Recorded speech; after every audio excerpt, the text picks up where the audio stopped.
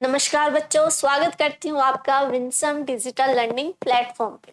तो आज हम कक्षा 8 के वसंत भाग 3 अध्याय दूसरा जो है हमारा बस की यात्रा, उसका अध्ययन करेंगे। बस की यात्रा जो है वो किसके द्वारा लिखा गया है? हरिशंकर परसाई जी के द्वारा लिखा गया है। और ये कौन सी विधा में लिखा गया है? ये जो है हमारे व्यंग्य विधा में, व्यंग्य शैली में लिखा गया है। और किसके द्वारा लिखा गया है?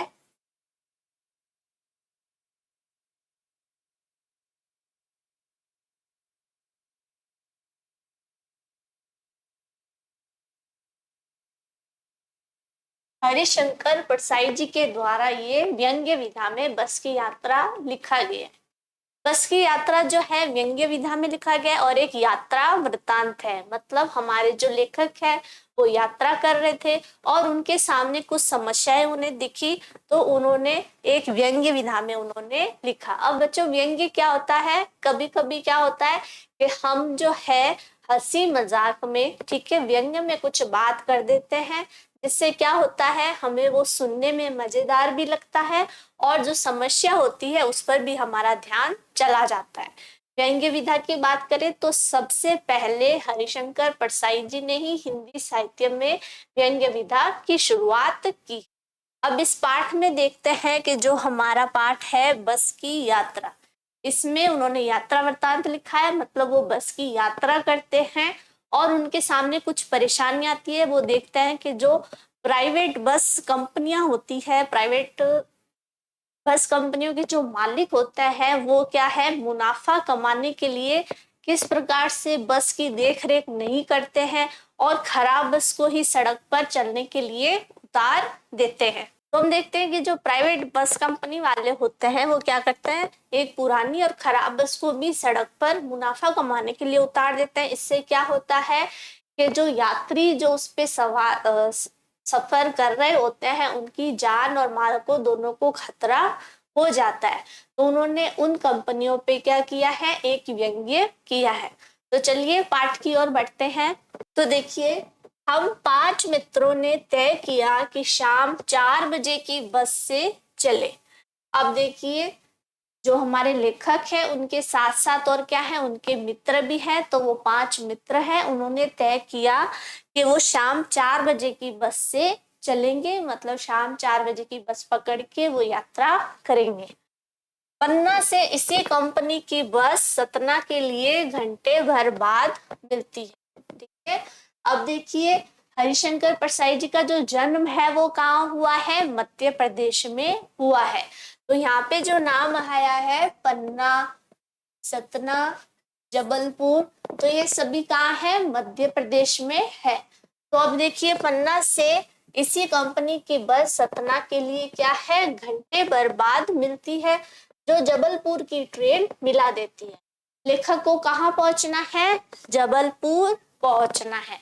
तो इसके लिए उन्हें क्या करनी पड़ेगी? पहले पन्ना से सतना के लिए बस लेनी पड़ेगी। सुबह घर पहुंच जाएंगे। हम में से 2 को सुबह काम पर हाजिर होना था। अब बोले कि जबलपुर पहुंच जाएंगे तो वो सुबह तक क्या है, अपने घर पहुंच जाएंगे। लेखक को कहाँ जाना है? अपने घर पहुंचना है। क्यों? क्योंकि सुबह उन्हें क्या है, काम पर हाजिर यानी उपस्थित होना था। इसलिए वापसी का यही रास्ता अपनाना जरूरी था। इसलिए वापसी का यही रास्ता उन्हें अपनाना जरूरी था। अगर वो देरी करेंगे तो घर पहुंचने में देरी हो जाएगी और सुबह काम पर भी उपस्थित नहीं हो सकेंगे। लोगों ने सलाह दी कि समझदार आदमी इस शाम वाली बस से रास्ते जो समझदार आदमी है वो शाम वाली बस से क्या है, सफर नहीं करता। तो जो लोग हैं उन्होंने पूछा, उन्होंने मित्रों ने, कि ये शाम वाली बस कैसी है? तो लोगों ने क्या बोला कि जो समझदार व्यक्ति होता है वो इस शाम वाली बस से सफर नहीं करता। तो लेखक के मन में जो है जानने की इच्छा हुई कि क्यों शाम वाली बस से जो है समझदार व्यक्ति यात्रा क्यों नहीं करता। तो उन्होंने कहा कि शाम वाली बस से रास्ते में डाकू मिलते हैं। तो लेखक ने पूछा कि क्या शाम वाली बस में अगर यात्रा करेंगे तो रास्ते में डाकू मिलते हैं? तो क्या जवाब मिला, देखिए नहीं बस डाकिन है। बोलेंगे रास्ते में डाकू और नहीं मिलते, लेकिन बस ही क्या है, डाकिन है, मतलब बस में ही कोई खराबी है। बस को देखा तो श्रद्धा उमड़ पड़ी। देखिए बस को देखकर क्या आपको कभी ऐसा लगता है कि बस के प्रति कोई श्रद्धा उमड़ पड़ सकती है? ये क्या है, लेखक ने बस के लिए एक व्यंग्य किया है कि बस को देख के ही उनके मन में श्रद्धा उमड़ पड़ी। खूब वयोवृद्ध थी। वयोवृद्ध मतलब अत्यधिक क्या थी, वो वृद्ध थी, बहुत ही पुरानी थी, उसकी क्या है अब अवस्था हो चुकी थी। सदियों के अनुभव के निशान लिए हुए थी, मतलब वो बस जो है वो इतनी पुरानी थी, ऐसा लग रहा था मानो सदियों के अनुभव की, मतलब कितनी सदियों से न जाने वो रस्तों पर चल रही है और उस अनुभव के निशान जो है वो अपने साथ लिए हुए थी। लोग इसलिए इससे सफर नहीं करना चाहते थे कि अब लेखक को समझ आ गया कि लोग इसी वजह से इस बस में सफर नहीं करना चाहते थे, क्योंकि उन्होंने देखा कि बस की जो हालत है वो बहुत ही खराब है, बस जो है वो बहुत अधिक पुरानी है। वृद्धावस्था में इसे कष्ट होगा। अब बोले क्या बोल रहे हैं कि इतनी पुरानी है वो, इतनी वयोवृद्ध हो चुकी है, इतनी वृद्ध हो चुकी है, ठीक है, तो अगर इसमें हम सफर करेंगे तो इस बस को क्या होगा, कष्ट होगा। यह बस पूजा के योग्य थी। लेखक क्या कह रहे हैं कि अब इस बस को क्या है, सड़क पर रस्तों पे चलना नहीं चाहिए, अब ये पूजा के योग्य है कि एक पुराने अवशेष के रूप में इसको संभाल कर रखना चाहिए और इसकी पूजा करनी चाहिए। उस पर सवार कैसे हुआ जा सकता है, कि अब इस बस पर जो है वो हम सवार कैसे हो सकते हैं। बस कंपनी के एक हिस्सेदार भी उसी बस से जा रहे थे। तभी लेखक ने देखा कि बस कंपनी का जो एक हिस्सेदार है, मतलब जो मालिक है, वो भी उसी बस से क्या है, सफर करने जा रहा था। हमने उनसे पूछा यह बस चलती भी है, तो उन्होंने उस मालिक से पूछा, ठीक है, कि ये बस जो है वो चलती भी है। वह बोले चलती क्यों नहीं है जी, अभी चलेगी। तो वो जो हिस्सेदार है, मालिक है, उन्होंने क्या बोला कि चलती क्यों नहीं है, अभी देखना, अभी ये चलने लगेगी। हमने कहा वही तो हम देखना चाहते हैं, अपने आप चलती है यह, ठीक है। अब लेखक के मन में हुआ कि इतनी पुरानी है, इतनी खराब लग रही है, उसकी जो हालत है वो भी ठीक नहीं है। तो लेखक ने बोला कि यही तो हम देखना चाहते हैं कि ये चलती है, मतलब अपने आप चलती है या फिर इसे धक्का देकर चलाना पड़ेगा। देखिए अब हिस्सेदार ने कहा हाँ जी, और कैसे चलेगी, ठीक है।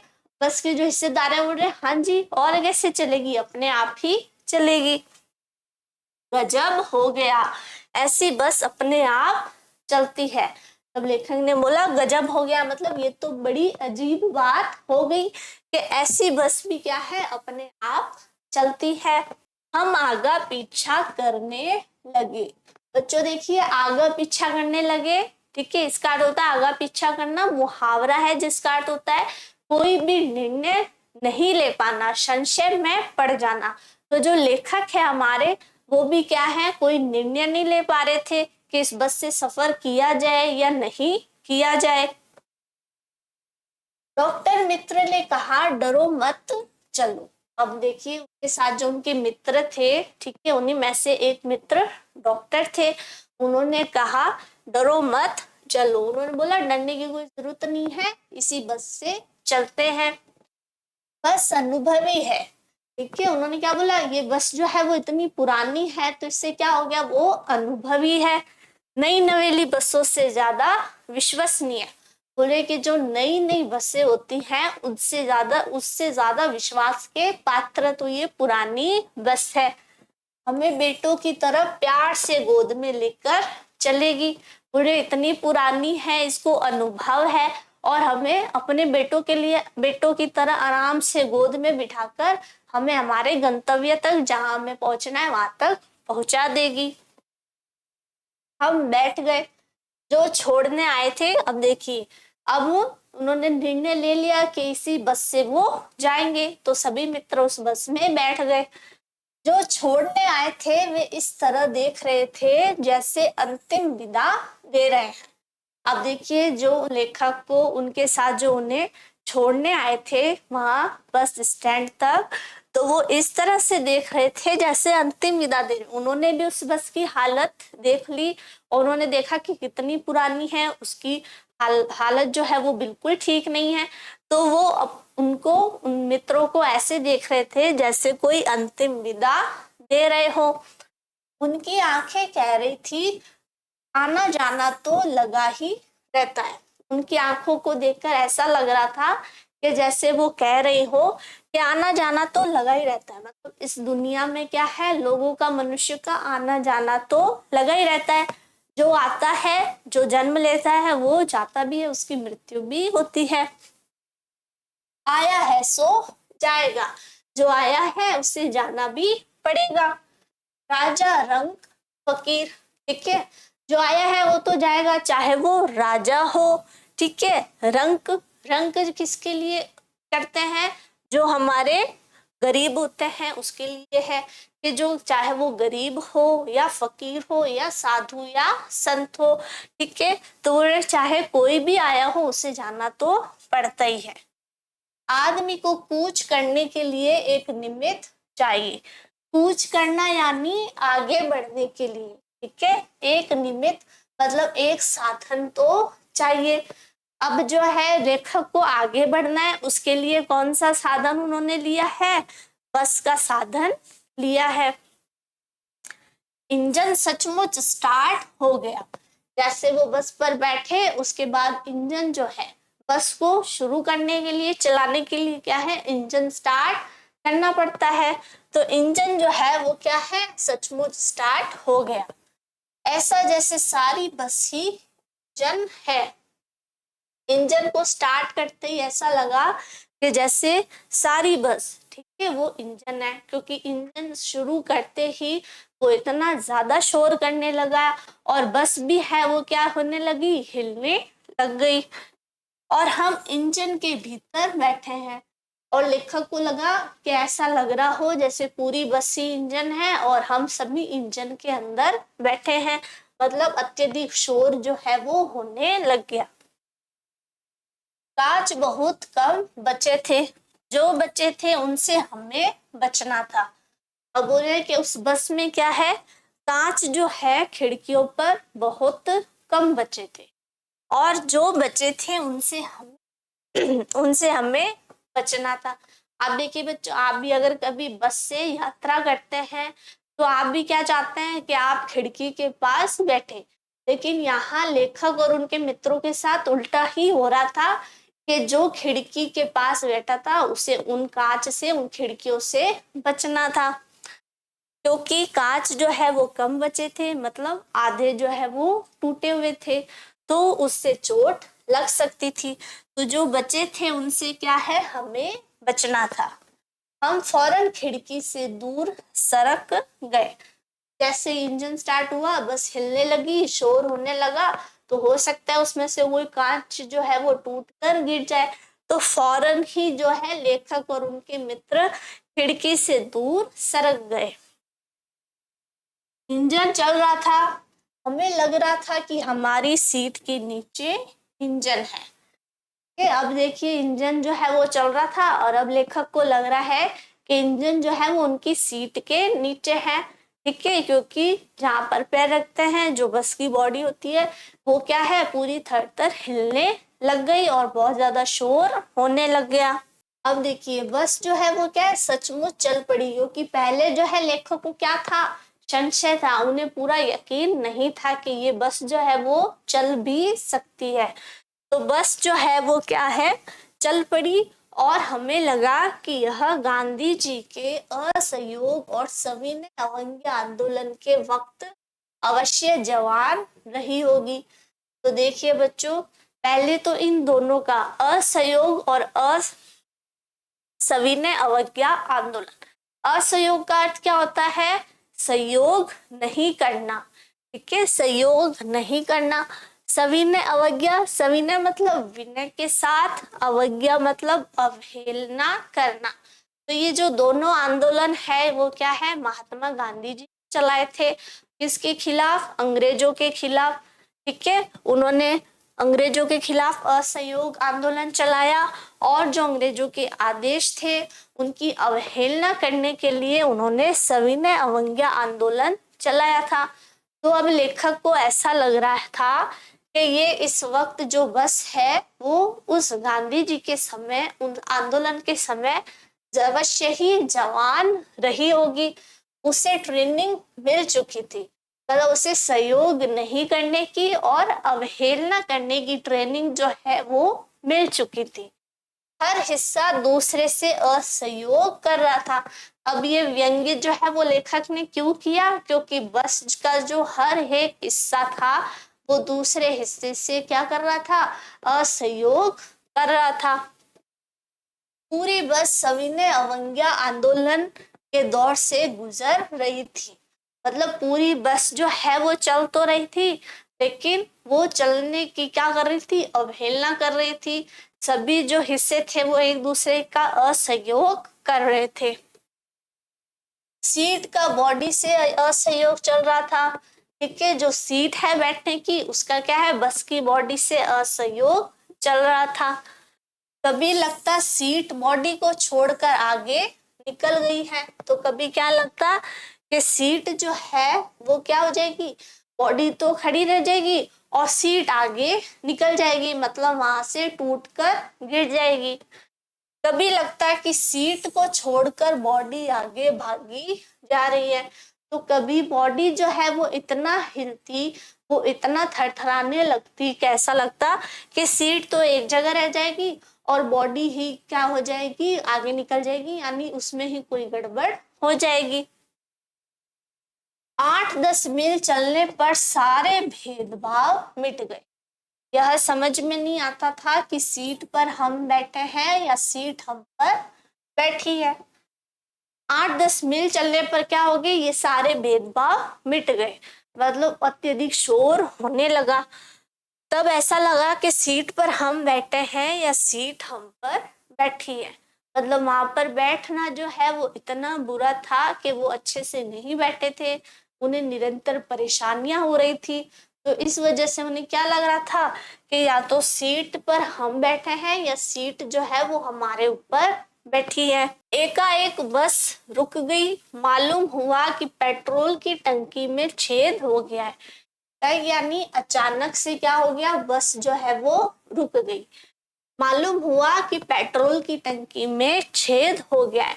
अब देखिए आगे भी और ऐसी परेशानी आएगी, तो सबसे पहली परेशानी क्या आई कि पेट्रोल की टंकी में छेद हो गया। ड्राइवर ने बाल्टी में पेट्रोल निकालकर उसे बगल में रखा और नली डालकर इंजन में भेजने लगा। ठीक है, ड्राइवर ने क्या किया कि जो सारा पेट्रोल है उसे क्या किया, बाल्टी में डाल दिया और उसमें एक नली डालकर इंजन में भेजने लगा। अब मैं उम्मीद कर रहा था कि थोड़ी देर बाद बस कंपनी के हिस्सेदार इंजन को निकालकर गोद में रख लेंगे। अब लेखक क्या सोच रहे हैं कि अब थोड़ी देर में इंजन को निकाल के जो बस हिस्सेदार है वो अपनी गोद में रख लेंगे और उसे नली से पेट्रोल पिलाएंगे और धीरे धीरे जो है क्या है, नली से इंजन में पेट्रोल जो है वो पिलाएंगे, वहां तक पहुंचाएंगे। जैसे माँ बच्चे के मुंह में दूध की शीशी लगाती है, इस प्रकार से जैसे एक माँ जो है वो क्या है, अपने शिशु को, अपने बच्चे को अपनी गोद में रखकर और उसे बड़े लाड से दुलार से क्या है, शीशी लगाती है, दूध पिलाती है। उसी प्रकार से जो बस हिस्सेदार है वो इंजन को गोद में रखेंगे और उस शीशी की तरह क्या करेंगे, उसमें नली लगाएंगे और पेट्रोल पिलाएंगे। बस की रफ्तार अब 15-20 मील हो गई थी। अब जो है वापस बस जो है वो शुरू हो गई, चलने लगी और उसकी रफ्तार, उसकी गति जो है वो कितनी हो गई, 15-20 मील हो गई थी। मुझे उसके किसी हिस्से पर भरोसा नहीं था। लेखक को क्या है, बस के ऊपर उसके किसी भी हिस्से पर क्या था, भरोसा नहीं था। उन्हें ऐसे ही लग रहा था कि कुछ ना कुछ जो है वो क्या है, गड़बड़ हो जाएगी, ब्रेक फेल हो सकता है। अब लेखक को जो है उनके मन में क्या क्या विचार आ रहे हैं, देखिए कि ब्रेक फेल हो सकता है। अगर ब्रेक फेल हो गया तो क्या होगा, गाड़ी रुकेगी और कोई दुर्घटना हो सकती है। स्टीयरिंग टूट सकता है, ठीक है, स्टीयरिंग जो है बस का वो टूट सकता है। प्रकृति के दृश्य बहुत लुभावने थे। अब देखिए वो मध्य प्रदेश में थे, मध्य प्रदेश में हरियाली भी अत्यधिक होती है। तो जो प्रकृति के दृश्य थे, और समय कैसा था, संध्या का समय था, सूर्यास्त का समय था। तो उस वक्त जो दृश्य थे वो बहुत लुभावने थे। दोनों तरफ हरे भरे पेड़ थे जिन पर पक्षी बैठे थे। दोनों तरफ जो है वो क्या थे, हरे भरे पेड़ थे जिन पर पक्षी बैठे थे। अब देखिए प्रकृति के दृश्य लुभावने तो थे, लेकिन उन दृश्यों को देख के लेखक के मन में क्या आता है, वह हर पेड़ को अपना दुश्मन समझ रहा था। अब लेखक जो है वो क्या कर रहा था, हर पेड़ को अपना दुश्मन समझ रहा था। जो भी पेड़ आता डर लगता कि इससे बस टकराएगी। जब भी कोई आगे से पेड़ आता तो लेखक को क्या लगता कि अब इस पेड़ से ये बस टकरा जाएगी। वह निकल जाता तो दूसरे पेड़ का इंतजार करता। जब उससे नहीं टकराती और बस आगे निकलती तो वो उनको क्या लगता कि अब जो दूसरा पेड़ आएगा उससे तो जरूर बस टकरा जाएगी। झील दिखती तो सोचता कि इसमें बस गोता लगा जाएगी, और जब झील दिखती तो उन्हें क्या लगता कि इसमें जो है वो बस क्या लगा देगी, गोता लगा जाएगी, यानी डुबकी जो है वो लगा जाएगी, झील में जो है वो बस गिर जाएगी। एकाएक फिर बस रुकी, ड्राइवर ने तरह तरह की तरकीबें की। अब देखिए अचानक फिर से बस रुकी। अब ड्राइवर ने जो है वो तरह तरह की तरकीबें यानी तरह तरह के जो है वो उपाय करना लगा, योजनाएं बनाने लगा, पर वह चली नहीं। अब देखिए जब बस जो है वो इतनी पुरानी हो, जिसकी इतनी खस्ता हालत हो, ठीक है, जिसकी देखरेख नहीं की जाए, तो कितनी भी तरकीबें लगा ले लेकिन वो सही नहीं हो सकती। सभी ने अवज्ञा आंदोलन शुरू हो गया था। अब वापस जो है वो बस ने क्या है, अवहेलना करनी, असहयोग करना शुरू कर दिया था। कंपनी के हिस्सेदार कह रहे थे बस तो फर्स्ट क्लास है जी, यह तो इत्तेफाक की बात है।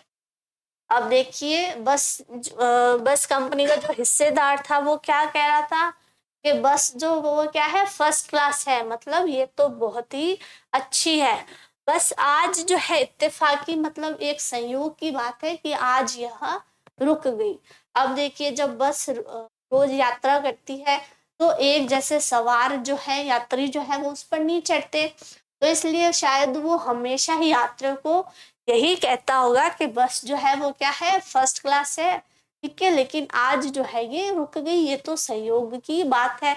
लेकिन वहां के यात्रियों ने, लेखक ने, उनके मित्रों ने तो बस की हालत देख ली थी कि उसकी हालत कितनी बुरी थी और कितनी खराब थी। क्षीण चांदनी में वृक्षों की छाया के नीचे वह बस बड़ी दयनीय लग रही थी। क्षीण चांदनी मतलब अत्यधिक कम चांदनी थी, ठीक है, और वृक्षों की छाया में जो है बस कैसी लग रही थी, दयनीय, मतलब उस पे जो है लेखक को दया आ रही थी। लगता जैसे कोई वृद्धा थक कर बैठ गई हो। अब जो ये बात है, वृद्धा जो है वो किसके लिए कहा गया है, बस के लिए कहा गया है, क्योंकि वो बहुत ही पुरानी थी और उसकी हालत भी खराब थी।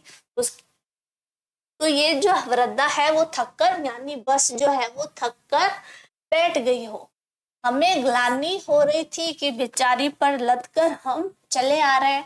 ग्लानि मतलब अंदर ही अंदर क्या हो रहा था, पश्चाताप हो रहा था, बुरा लग रहा था कि हम जो है इस वृद्धा पर, इस ठीक है बूढ़ी बस पर क्या है, हम लदकर चढ़कर आ गए। अगर इसका प्राणांत हो गया तो इस बियाबान में इसे इसकी अंत्येष्टि करनी पड़ेगी। अगर इसका प्राणांत यानी अगर इसकी मृत्यु या इसका देहांत अगर हो गया, मतलब ये अब कभी चल ही नहीं पाई, ये स्टार्ट नहीं हुई, तो इस बियाबान में, बियाबान का अर्थ होता है जंगल, तो इस जंगल में क्या करना पड़ेगा, इसकी अंत्येष्टि, ठीक है, जो दाह कर्म होता है, देह कर्म क्रिया होती है, ठीक है, उसे बोलते हैं। मतलब इस जंगल में क्या है, घने जंगल में इसकी जो अंत्येष्टि है, जो दाह कर्म है, वो हमें करना पड़ेगा, मतलब इसको यहीं छोड़कर हमें आगे जाना पड़ेगा। हिस्सेदार साहब ने इंजन खोला और कुछ सुधारा, ठीक है, जो हिस्सेदार साहब थे, मतलब जो हमारे कंपनी के हिस्सेदार थे, मालिक थे, उन्होंने इंजन को खोला और कुछ सुधारा, मतलब कुछ सुधारने की कोशिश की। बस आगे चली, उसकी चाल और कम हो गई थी, मतलब बस जो है वो पहले से ही धीमी गति से चल रही थी, और अब उसकी जो चाल है वो क्या है, और भी धीमी गति से हो गई थी। धीरे धीरे वृद्धा की आंखों की ज्योति लगी। वृद्धा जो है, वापस बस के लिए कहा गया है कि बस जो है वो क्या है, वृद्धा है, बुजुर्ग है, ठीक है, वो बूढ़ी हो चुकी है।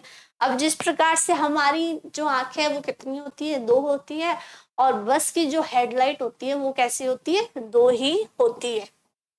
तो यहाँ पे लेखक कह रहे हैं धीरे धीरे वृद्धा की, मतलब जो बूढ़ी बस है उसकी आंखों की, यानी हेडलाइट जो है उसकी जो रोशनी है वो जाने लगी थी, मतलब धीरे धीरे कम होने लगी थी।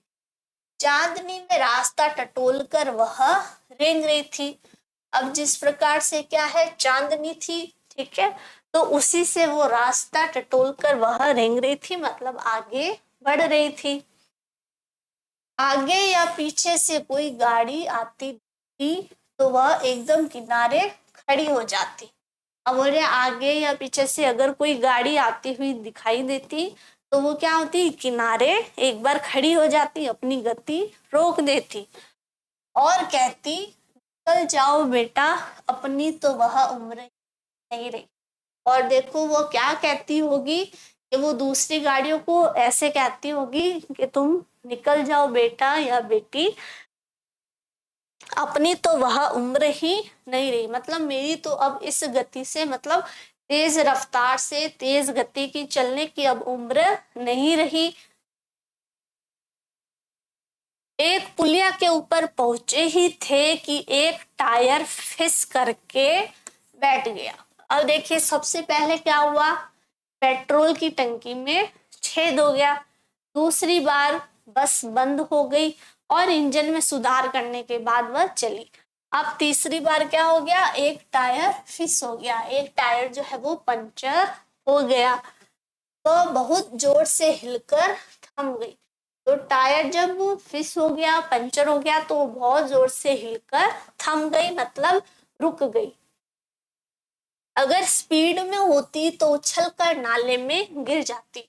अभी हमारी जो रधा बस है, बूढ़ी बस है, वो धीमी गति से चल रही थी, लेकिन अगर इसकी रफ्तार तेज होती तो क्या होता, उसी पुलिया के पास में क्या था, नाला था, तो उसमें क्या होता, उछलकर वह गिर जाती, मतलब एक दुर्घटना घटित हो जाती। मैंने उस कंपनी के हिस्सेदार की तरफ पहली बार श्रद्धा भाव से देखा, और ये घटना जब हुई तब लेखक ने जो है उस कंपनी के जो हिस्सेदार है, मालिक है, उसकी तरफ क्या किया, श्रद्धा भाव से देखा। अब लेखक ने श्रद्धा भाव से उसको क्यों देखा, वह टायरों की हालत जानते हैं, फिर भी जान हथेली पर लेकर इसी बस से सफर कर रहे हैं। अब देखिए हिस्सेदार को बस की हालत के बारे में पूरी जानकारी है, उन्हें पता है कि बस के जो टायर हैं वो घिस चुके हैं, वो पुराने हो चुके हैं, तो उसकी हालत भी जानते हैं, फिर भी वो क्या है, उस बस से सफर कर रहे हैं, यात्रा कर रहे हैं, मतलब अपनी जान को हथेली पर लेकर इसी बस से यात्रा कर रहे हैं। उत्सर्ग की ऐसी भावना दुर्लभ है। ठीक है, अब देखिए उत्सर्ग यानी क्या हो जाता है, जो त्याग है, त्याग की ऐसी भावना जो है वो क्या है, दुर्लभ है, यानी आसानी से नहीं मिलती। सोचा इस आदमी के साहस और बलिदान भावना का सही उपयोग नहीं हो रहा है। तो लेखक ने क्या सोचा, यह जो आदमी है इसमें इतना साहस और बलिदान है, त्याग की भावना है, तो इसका जो है वो सही जगह पे क्या है, उपयोग नहीं हो रहा है। इसे तो किसी क्रांतिकारी आंदोलन का नेता होना चाहिए। लेखक ने सोचा अगर इसमें इतना साहस है, बलिदान है, तो इसका जो उपयोग है वो कहाँ होना चाहिए, किसी क्रांतिकारी आंदोलन का नेता होना चाहिए। अगर बस नाले में गिर पड़ती और हम सब मर जाते। देखिए अब यहाँ पर जो है लेखक एक और व्यंग्य कर रहे हैं। पहले उन्होंने बस के हिस्सेदार पर व्यंग्य किया है कि ये व्यक्ति जो है वो क्या है, इतना त्याग करने वाला है कि इसे अपनी प्राण की बिल्कुल भी चिंता नहीं है, इसे पता है इस बस की हालत, फिर भी जो है वो क्या है, इतना साहसी और बलिदानी है कि ये क्या कर सकता है, अपना बलिदान भी दे सकता है। अब देखिए अगर बस जो है वो नाले में अगर गिर जाती और हम सब मर जाते, अब एक दुर्घटना घटित हो जाती तो क्या होता है, जान माल का खतरा तो रहता ही है, तो मृत्यु भी हो सकती है। बोले कि अगर सबकी मृत्यु हो जाती तो देवता बाहें पसारे उसका इंतजार करते। तो जो देवता है वो क्या करते, बाहें पसारे, मतलब हाथ खोलकर, बाहें खोलकर क्या है, उसका मतलब जो हिस्सेदार है उसका इंतजार करते और कहते, क्या कहते, वह महान आदमी आ रहा है जिसने एक टायर के लिए प्राण दे दिया। मतलब उसको इतना महान आदमी बोलेंगे कि इतना महान आदमी आ रहा है जिसने एक टायर के लिए अपने प्राण न्यौछावर, अपने प्राण का जो है वो बलिदान दे दिया। मर गया पर टायर नहीं बदला। उसने क्या है, अपने प्राण की जो महत्व है वो किससे भी कम कर दिया, एक टायर से भी कम कर दिया। ठीक है, उसे अपने प्राणों से बिल्कुल भी प्रेम नहीं था। ठीक है, उसने अपने प्राण त्याग दिए लेकिन वो टायर नहीं बदला। दूसरा घिसा टायर लगाकर बस फिर चली। वो टायर हटाकर एक दूसरा घिसा टायर लगाया और बस जो है वो फिर से चलने लगी। अब हमने वक्त पर पन्ना पहुंचने की छोड़ दी थी। अब जो है लेखक ने क्या किया, इतनी बार बार बस रुक रही थी और धीमी गति से चल रही थी, तो उन्होंने क्या है, अपने गंतव्य स्थान तक जहां उन्हें पहुंचना है वहां पहुंचने की उम्मीद जो है वो छोड़ दी थी।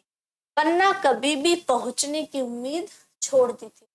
बोल रहे पन्ना क्या, उन्होंने तो कहीं भी पहुंचने की उम्मीद छोड़ दी थी। पन्ना क्या, कहीं भी कभी भी पहुंचने की उम्मीद छोड़ दी थी। उन्हें ऐसा लगने लगा कि ये बस जो है वो उन्हें अपने गंतव्य स्थान तक जहाँ उन्हें पहुंचना है वहां तक समय तक नहीं पहुंचा पाएगी। लगता था जिंदगी इसी बस में गुजारनी है। वो इतनी धीमी गति से चल रही थी तो उन्हें क्या लगा, उनकी पूरी जिंदगी जो है वो इसी बस में गुजर जाएगी और इससे सीधे उस लोक को प्रयाण कर जाना है। उस लोक यानी परलोक, मृत्यु के बाद व्यक्ति कहाँ जाता है, परलोक में जाता है। तो बोल रहे कि सीधे क्या है, हम उस लोक को प्रयाण, प्रयाण यानी क्या होता है, प्रस्थान, प्रस्थान कर जाना है। इस पृथ्वी पर उसकी कोई मंजिल नहीं है। मतलब ये बस जो है उसकी इस पृथ्वी पर तो कोई मंजिल नहीं है। उसकी हालत इतनी खराब थी, वो कभी भी स्टीयरिंग टूट सकता था, ब्रेक फेल हो सकते थे, कोई भी दुर्घटना हो सकती थी। हमारी बेताबी, तनाव खत्म हो गई। अब लेखक की जो बेचैनी थी, बेताबी यानी जो बेचैन हो रहे थे, उन्हें डर लग रहा था कि अब ये हो जाएगा या अब ये हो जाएगा, जो वो चिंतित हो रहे थे वो क्या हो गया, खत्म हो गया। हम बड़े इत्मीनान से घर की तरह बैठ गए। इत्मीनान से मतलब चिंता रहित होकर, जैसे घर में बैठते हैं वैसे उस बस में बैठ गए। चिंता जाती रही, हंसी मजाक चालू हो गया। और उनके जो मित्र थे उनके साथ क्या है, हंसी मजाक जो है वो चालू हो गया, क्योंकि अब उन्होंने उम्मीद छोड़ दी थी कि कि हम अब समय से पहुंच सकते हैं। देखिए बच्चों, आज हमने हरिशंकर परसाई जी के द्वारा लिखित बस की यात्रा जो व्यंग्य है वो हमने पढ़ा। तो इसे पढ़ने में आपको मजा आया होगा, व्यंग्य पढ़कर आप हंसे भी होंगे। और हंसने के साथ साथ जिस समस्या पर उन्होंने व्यंग्य किया है, जो समस्या हमें दिखाना चाहते थे, हमें वह भी पता चली। उन्होंने जो प्राइवेट कंपनियां हैं उनके ऊपर व्यंग्य किया है, व्यंग्य कसा है कि किस प्रकार से वो अपनी जो बसें होती हैं उनकी देख रेख नहीं करते, देखभाल नहीं करते, और इतनी बुरी हालत में भी, इतनी बुरी अवस्था में भी उन्हें सड़कों पर चलने के लिए छोड़ देते हैं। और जो यात्री होते हैं जो उनसे सफर करते हैं उनकी जान माल को भी खतरा हो जाता है। तो इस पाठ में जो समस्याएं दिखाई गई है वो आपको अच्छे से समझ आई होगी। आगे जो है इसके अभ्यास प्रश्न उत्तरों के साथ मिलते हैं। तब तक के लिए keep learning and keep growing with Winsome international school. Thank you.